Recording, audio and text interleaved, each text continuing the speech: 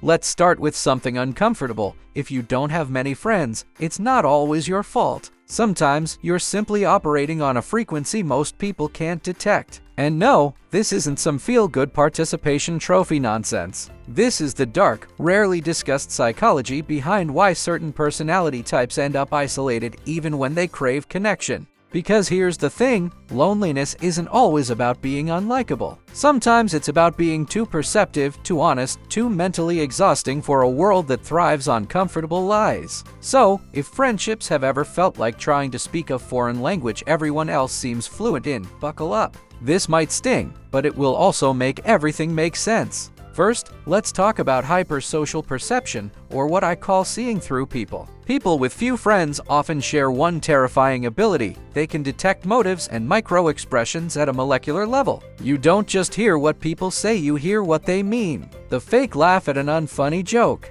The performative kindness that's just social currency. The exaggerated story meant to impress. Psychologists call this hypersocial perception. It's both a gift and a curse. Once you see the puppet strings, you can't unsee them. You stop faking enthusiasm, stop validating attention-seeking behavior. In a world built on social theater, refusing to clap makes you the villain. People don't avoid you because you mean, they avoid you because you make them feel seen. And most people don't want to be seen, they want to be admired. Next up, hypervigilant self-monitoring.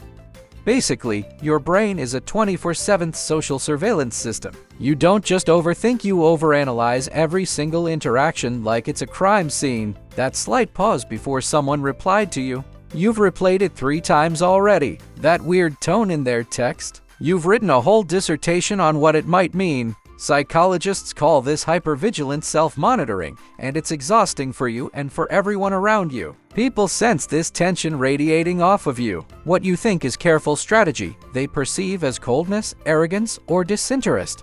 Connecting with you starts to feel like work, not warmth. The third trait is emotional self-reliance. You're emotionally self-sufficient to a fault. Friendships rely on a simple formula, a mutual emotional economy. Someone vents, and you listen. You struggle, and they reassure you. But people with strong self-reliance handle everything internally. Psychologists call this emotional self-reliance. On paper, it sounds like strength, but in practice, it builds isolation. Connection thrives on vulnerability. Without it, people just drift away. You're not actively pushing anyone away, you're just so self-contained. There's no door for them to knock on.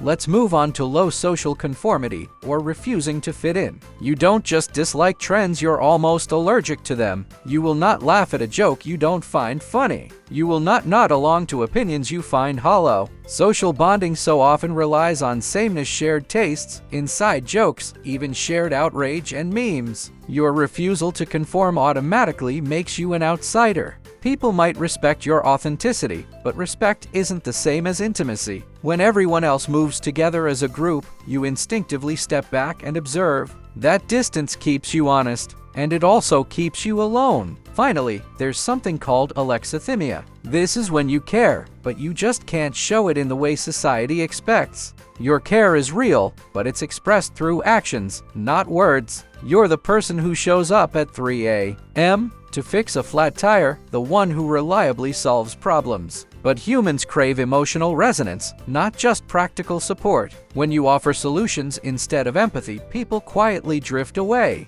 Your feelings are intact, they're just processed internally, privately. So here's the uncomfortable truth. Most people without friends didn't lose them in some dramatic falling out. They lost them gradually, invisibly, through countless tiny missed signals, slow replies, a lack of emotional display, refusing to follow trends. You didn't do anything wrong. You're simply self-aware, detached, and precise in a world built on emotional noise and comfortable lies. And here's the most important part, not having a wide circle of friends doesn't mean you're broken. It means your brain runs on a different operating system, one that values truth over belonging, depth over distraction. A mind like yours is rare, dangerously rare, in a world that pushes conformity. You can't fake connection.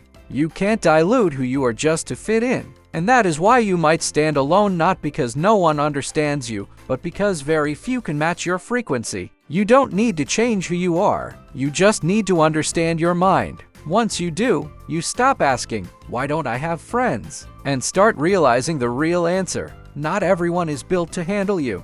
And maybe that's perfectly okay. Thanks for watching. If this resonated with you, let me know in the comments and consider subscribing for more.